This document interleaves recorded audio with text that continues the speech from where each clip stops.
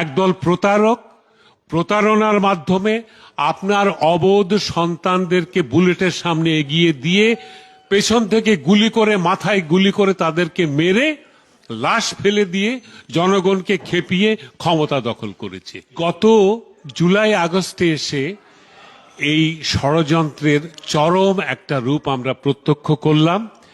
আমি মনে করি এটা পুরোটাই সাজানো, এটা মেটিকুলাসলি প্ল্যান্ড এন্ড এক্সিকিউটেড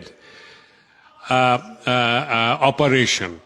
এখানে যারা কাজ করেছে এরা ট্রেন্ড, এদের অপারেশনের ধরন দেখে আমি তখনই বলেছি, প্রথমেই বলেছি যে আড়ালে কে।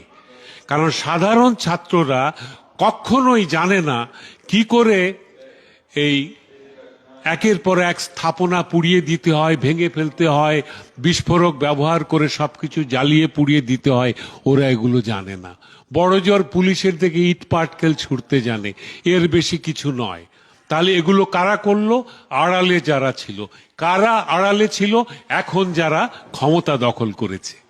এই ক্ষমতা দখলকারীরা স্বাধীনতা বিরোধী, মহান মুক্তিযুদ্ধকে এরা মুছে দিতে চায়, 7ই মার্চকে মুছে দিতে চায়, 25শে মার্চকে মুছে দিতে চায়, 16ই ডিসেম্বরকে মুছে দিতে চায়।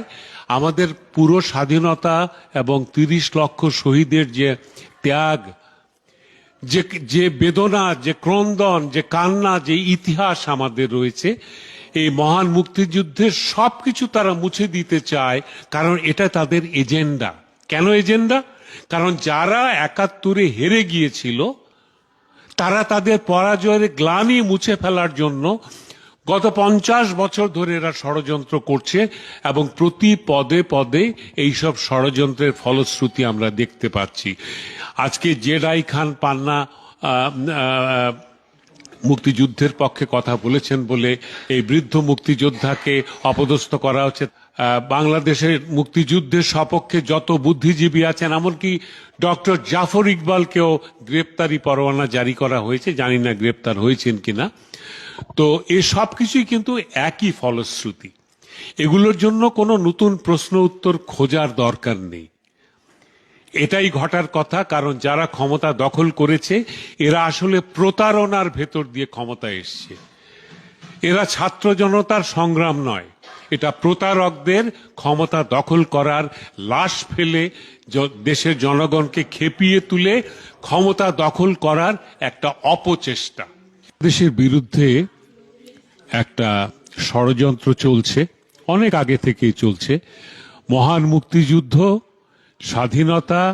স্বাধীনতার পক্ষে যারা কথা বলেন তাদেরকে অবদমিত করে, মহান মুক্তিযুদ্ধের ইতিহাস মুছে ফেলে, বঙ্গবন্ধুকে অস্বীকার করে, এবং বাংলাদেশের মুক্তিযুদ্ধের যত স্থাপনা সবই তো ধ্বংস করা হয়েছে। কাজে আপনারা এখনো জেগে উঠুন দেশের মানুষ, একবার বোঝার চেষ্টা করুন, এটা সাধারণ কোনো গণজাগরণ অথবা অভ্যুত্থান নয়। এটা ষড়যন্ত্র করে ক্ষমতা দখল করার একটা নিকৃষ্ট পন্থা। একদল প্রতারক প্রতারণার মাধ্যমে আপনার অবোধ সন্তানদেরকে বুলেটের সামনে এগিয়ে দিয়ে পেছন থেকে গুলি করে মাথায় গুলি করে তাদেরকে মেরে লাশ ফেলে দিয়ে জনগণকে খেপিয়ে ক্ষমতা দখল করেছে। আপনারা জেগে উঠুন, প্রতিরোধ করুন, প্রতিবাদ করুন।